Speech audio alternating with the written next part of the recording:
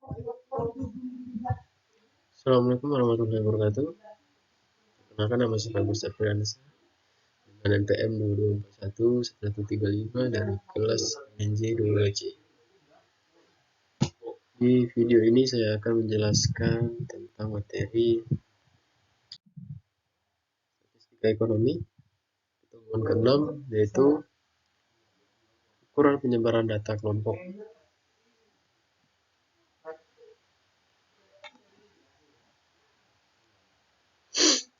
Dalam statistika, ukuran penyebaran data kelompok adalah informasi tentang variabilitas atau perbedaan antara data dalam suatu kelompok.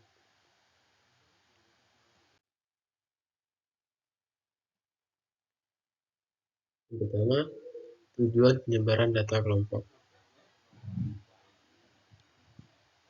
Tujuan dari penyebaran data kelompok adalah memberikan gambaran tentang variabilitas dan sebaran data dalam suatu kelompok, sehingga dapat diinterpretasikan dengan lebih efektif.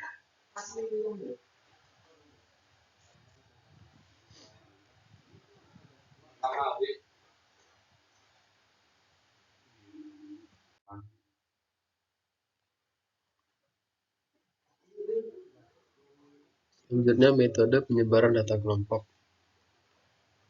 Beberapa metode penyebaran data kelompok yang sering digunakan adalah rentang,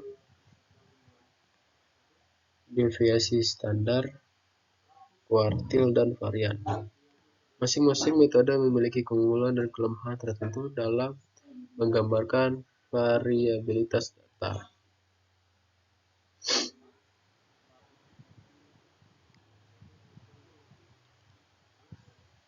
Cara untuk mengukur sebaran data ketika data telah dikumpulkan dalam interval atau kelas. Dalam metode ini, kita akan melihat setiap data tunggal, tapi kita bekerja dengan data interval. Beberapa metode penyebaran data kelompok yang umum digunakan meliputi: yang pertama, rentang kelas range. Rentang kelas adalah selisih antara batas atas dan batas bawah interval kelas. Ini memberikan gambaran tentang sebaran data dalam setiap kelompok. Yang kedua, simpangan kuartil. Simpangan kuartil kelas interquartile range. Ini adalah selisih antara kuartil atas dan kuartil bawah dalam interval kelas. Ini digunakan untuk mengukur sebaran data dalam interval kelas. Rentang antar kuartil, interquartile range, atau IQR. Ini adalah simpangan kuartil kelas, yaitu selisih antara kuartil atas dan kuartil bawah dalam data yang telah disimpan. Yang keempat, deviasi standar kelas standard deviation. Ini adalah ukuran penyebaran data dalam interval kelas yang dihitung dengan menggunakan rumus yang sesuai dengan data kelompok. Yang kelima ada koefisien variasi. Koefisien variasi adalah rasio antara standar deviasi dan rata-rata dalam data yang telah dikirimkan. Ini digunakan untuk mengukur sebaran data relatif dalam kelompok. Nah, contoh penggunaan metode ini adalah ketika Anda memiliki data yang terdiri dari rentang interval atau kelas, seperti dalam distribusi frekuensi, dan Anda ingin mengukur sebaran data dalam kelompok-kelompok ini. Ini berguna dalam analisis statistik untuk data yang sudah disembunyikan. Berikut keuntungan penyebaran data kelompok. Penyebaran data kelompok memberikan gambaran yang lebih lengkap dan jelas tentang variabilitas data dibandingkan dengan hanya melihat nilai tengah atau rata-rata. Hal ini membantu dalam analisis statistik yang lebih akurat dan mendalam.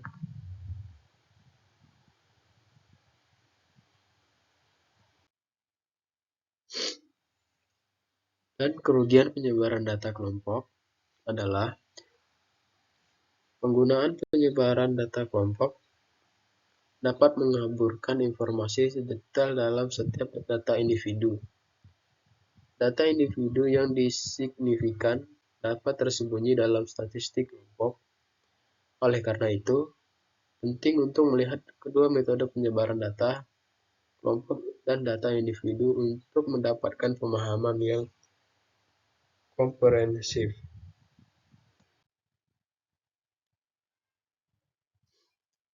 Contoh penyebaran data kelompok. Dalam penelitian kesehatan, penyebaran data kelompok dapat digunakan untuk mengidentifikasi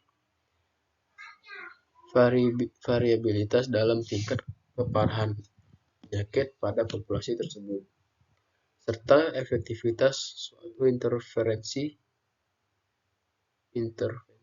kesehatan dalam mengurangi variabilitas tersebut. Selanjutnya, faktor-faktor yang mempengaruhi penyebaran data kelompok. Berbagai faktor dapat dipengaruhi penyebaran data kelompok, termasuk variasi dalam populasi, faktor lingkungan, interaksi sosial, dan pengukuran yang dilakukan. Memahami faktor-faktor ini dapat memberikan wawasan yang lebih baik dalam menginterpretasikan data kelompok. Selanjutnya, kesimpulan dan rekomendasi. Ukuran penyebaran data kelompok menyediakan informasi penting tentang sebaran dan variasi dalam suatu kelompok. Dalam analisis statistik penelitian, penting untuk mempertimbangkan baik data kelompok maupun data individu untuk mendapatkan hasil yang lebih akurat dan relevan. Mungkin cukup sekian materi yang dapat saya sampaikan tentang ukuran penyebaran data kelompok. Jika ada salah kata, saya mohon maaf. Saya akhiri. Assalamualaikum warahmatullahi wabarakatuh.